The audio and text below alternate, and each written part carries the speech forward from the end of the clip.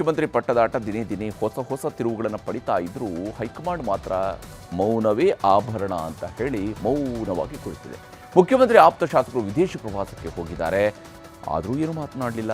ಈಗ ಉಪಮುಖ್ಯಮಂತ್ರಿಯವರ ಆಪ್ತ ಶಾಸಕರು ಡಿನ್ನರ್ ಸಭೆ ನಡೆಸ್ತಾ ಇದ್ದಾರೆ. ದೆಹಲಿಗೂ ಪರೇಡ್ ಹೋಗೋದಕ್ಕೆ ನಿರ್ಧರಿಸಿದ್ದಾರೆ. ಈ ಮಧ್ಯೆ ಯಾರೂ ದೆಹಲಿಗೆ ಹೋಗಬಾರ್ದು ಅಂತ ಶಿವಕುಮಾರ್ ಅವರು ಹೇಳ್ತಾ ಇದ್ದಾರೆ. ಇವತ್ತಿನ ಸ್ಥಿತಿಯಲ್ಲಿ ಮುಂದುವರ್ಕೊಂಡು ಹೋದ್ರೆ ನಮ್ಮ ಪಾರ್ಟಿನ ಮುಂದೆ ಸರ್ಕಾರ ಬರೋದು ಕಷ್ಟ.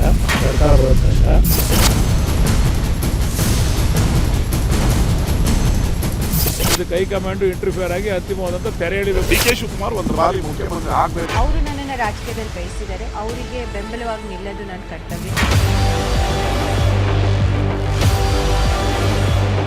ದಯವಿಟ್ಟು ನನ್ನ ಪರವಾಗಿ ಯಾರು ಮಾತಾಡಬೇಡ. ನಾಳೆ ಮಾಗಡಿ ಶಾಸಕ ಎಚ್ ಸಿ ಬಾಲಕೃಷ್ಣ ಬರ್ತಡೇ. ನಾಳೆ ಬರ್ತಡೇಗಿದ್ದರು, ನಿನ್ನೆ ರಾತ್ರಿಯೇ ಪಾರ್ಟಿಗಿತ್ತು. ಬರ್ತಡೇ ನೆಪದಲ್ಲದೆ ಡಿಕೆ ಶಿವಕುಮಾರ್ ಆಪ್ತರೆಲ್ಲರೂ ಔತಣಕೂಟಕ್ಕೆ ಸೇರಿದ್ರು. ನಾಟಿ ಕೋಳಿ ಬಿರಿಯಾನಿ ತಿನ್ನುತ್ತಲೇ ಟೇಬಲ್ ಟು ಟೇಬಲ್ ಬೇರೆ ಬೇರೆ ವಿಚಾರಗಳು ಚರ್ಚೆಯಾಗಿವೆ. ಡಿಕೆ ಶಿವಕುಮಾರ್ಗೆ ಇದೇ ಅವಧಿಯಲ್ಲದೆ ಸಿಎಂ ಸ್ಥಾನ ಸಿಗಲೇಬೇಕೆಂಬುದು ಎಲ್ಲರ ಅಜೆಂಡಾ ಆಗಿತ್ತು. ಬಾಲಕೃಷ್ಣ ಬರ್ತಡೇ ಪಾರ್ಟಿಯಲ್ಲದೆ 2 ಸಚಿವರು, ಸರಿಸುಮಾರು 15 ಶಾಸಕರು, 2 ಎಂಎಲ್ಸಿಗಳು ಭಾಗಿಯಾಗಿದ್ರು. ಮಾಗಡಿ ಶಾಸಕ ಎಚ್ ಸಿ ಬಾಲಕೃಷ್ಣ ಆಯೋಜಿಸಿದ್ದ ಪಾರ್ಟಿ ಅದು. ಯೋಜನೆ ಅಂಡ್ ಸಾಂಖ್ಯಿಕ ಸಚಿವ ಡಿ ಸುಧಾಕರ್, ಮೀನುಗಾರಿಕಾ ಸಚಿವ ಮಂಕಾಳ್ ವೈದ್ಯ ಬಂದಿದ್ರು.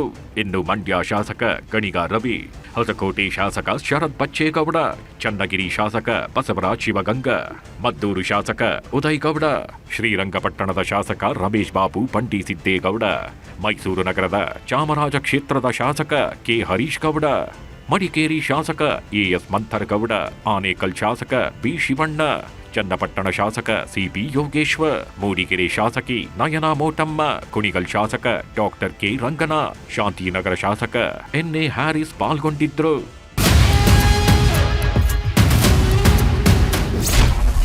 ರಾಜ್ಯ ಸರ್ಕಾರದ ನವದೆಹಲಿ ಪ್ರತಿನಿಧಿ ಟಿಬಿ ಜಯಚಂದ್ರ, ಚಿಕ್ಕೋಡಿ ಶಾಸಕ ಗಣೇಶ್ ಹುಕ್ಕೇರಿ, ರಾಣೆಬೆನ್ನೂರು ಶಾಸಕ ಪ್ರಕಾಶ್ ಕೋಳಿವಾಡ, ಪಾವಗಡ ಶಾಸಕ ಎಚ್ ವಿ ವೆಂಕಟೇಶ್ ಕೂಡ ಪಾರ್ಟಿಯಲ್ಲಿದ್ರು.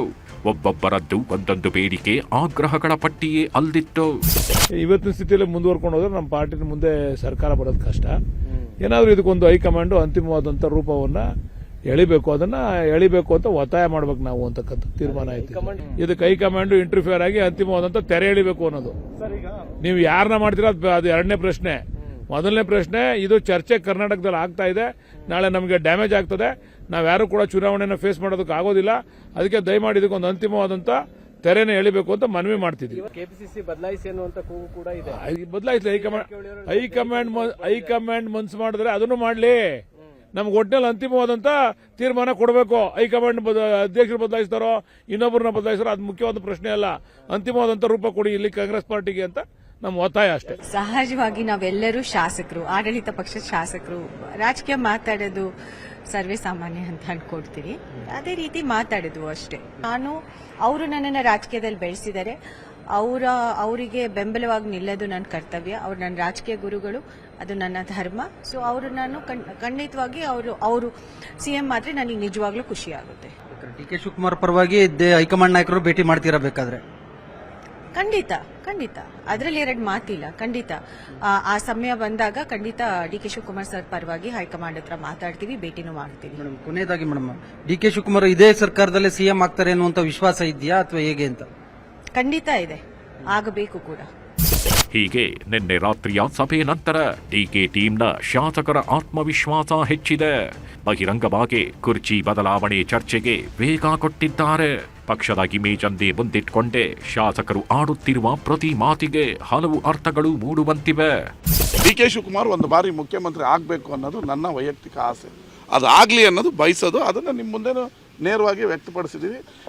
ಹೈಕಮಾಂಡ್ ಅವರು ಒಂದು ಗೊಂದಲಲ್ಲಿದೆ ಈ ರಾಜ್ಯದಲ್ಲಿ. ಈ ಥರ ಗೊಂದಲ ಈವನ್ ಇನ್ಕ್ಲೂಡಿಂಗ್ ಸಿದ್ದರಾಮಯ್ಯ ಸಾಹೇಬರು ಮತ್ತು ಡಿ ಕೆ ಅವರು ಇಬ್ಬರು ಹೇಳ್ತಾ ಇರೋದು, ನೀವೇನು ನಿರ್ಧಾರ ಮಾಡ್ತೀರೋ ಮಾಡಿ.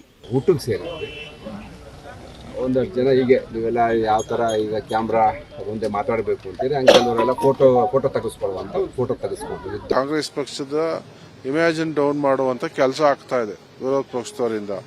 ನಮ್ಮ ಪಕ್ಷದ ವಿಚಾರನ ವಿರೋಧ ಪಕ್ಷದವರು ಚರ್ಚೆ ಮಾಡೋ ಅಗತ್ಯಕ್ಕಿಲ್ಲ. ಆಪ್ತ ಶಾಸಕರುಗಳೆಲ್ಲ ಹೀಗೆ ಹೇಳ್ತಿರೋವಾಗ್ಲೇ ಅಲ್ಲಿ ಯಾವ ಶಕ್ತಿ ಪ್ರದರ್ಶನವೂ ಆಗಿಲ್ಲ. ವೈಯಕ್ತಿಕ ಭೇಟಿ ಅಷ್ಟೇ ಅಂದ್ರು ಡಿಕೆಶಿ. ಎಲ್ಲರೂ ಹೊಸಬರಲ್ವಾ, ಹಾಗಾಗಿ ಮಂತ್ರಿಯಾಗಬೇಕೆಂಬ ಆಸೆಯಿಂದ ಸಭೆ ಮಾಡಿದ್ದಾರೆ. ನನ್ನ ಪರವಾಗಿ ಯಾರು ದೆಹಲಿಗೆ ಹೋಗಿ ಮಾತನಾಡೋದು ಬೇಡ ಎಂದು ಕಿವಿ ಮಾತು ಹೇಳಿದ್ರು.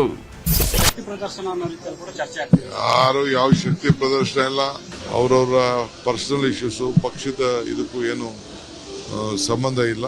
ಕೆಲವರೆಲ್ಲ ಏನೋ ಆಸೆ ಇಟ್ಕೊಂಡಿರ್ತಾರೆ, ಏನ್ ಮಾಡ್ತೀರಿ ಎಲ್ಲ ಹೊಸಬ್ರಲ್ವಾ, ಮಂತ್ರಿಗಳಾಗಬೇಕು ಅಂತ ಆಸೆ ಇರ್ತದೆ. ಸೊ ಎಲ್ಲ ಹೊಸಬ್ರು ಆಸೆ ಪಡ್ತಾರೆ, ನೀವು ಮಾತ್ರ ಆಗೋದ್ರಿ ಮಂತ್ರಿ ಆಗ, ನಮ್ಮನ್ನು ಮಂತ್ರಿ ಮಾಡಿಸಿ ಅಂತ ಹೇಳ್ತಾರೆ. ದಯವಿಟ್ಟು ಬೇಡ ಅಂತ ನಾನು ರಿಕ್ವೆಸ್ಟ್ ಮಾಡ್ತೀನಿ. ನನ್ನ ಪರವಾಗಿ ಯಾರು ಮಾತಾಡೋದು ಬೇಡ. ನಿಮ್ದು ಪ್ರಾಬ್ಲಮ್ ಇತ್ತು ಅಂದ್ರೆ ನೀವು MLA ಇದ್ರಿ, ಮಂತ್ರಿ ಆಗಬೇಕು, ಅಧಿಕಾರ ಬೇಕು, ಚೇರ್ಮನ್ ಬೇಕು ಅಂತಂದ್ರೆ ನೀವು ಹೋಗಿ, ನನ್ನ ವಿಚಾರಕ್ಕೆ ಹೋಗೋದು ಬೇಡ ಅಂತ ನಾನು ರಿಕ್ವೆಸ್ಟ್ ಮಾಡ್ತೀನಿ. ಡಿಕೆ ಶಿವಕುಮಾರ್ ಆಪ್ತರ ಡಿನ್ನರ್ಗೆ ಟಾಂಗ್ ಕೊಟ್ಟಿದ್ದಾರೆ ಸಿದ್ದರಾಮಯ್ಯ ಟೀಮ್ನ ಸದಸ್ಯರು. ನಾವು ಊಟಕ್ಕೆ ಸೇರ್ತೇವೆ, ಅವರು ಸೇರಿದ್ದಾರೆ, ಅದರಲ್ಲೇನಿದೆ ಎಂದಿದ್ದಾರೆ ಸತೀಶ್ ಜಾರಕಿಹೊಳಿ. ಒಳ್ಳೆಯ ಆಡಳಿತ ಕೊಡಬೇಕು ಅಂದ್ರೆ ಗೊಂದಲ ಆಗಿರಬಾರದು, ಶೀಘ್ರವೇ ಹೈಕಮಾಂಡ್ ಎಲ್ಲದಕ್ಕೂ ಬ್ರೇಕ್ ಹಾಕಬೇಕು ಅಂದ್ರು ಸತೀಶ್.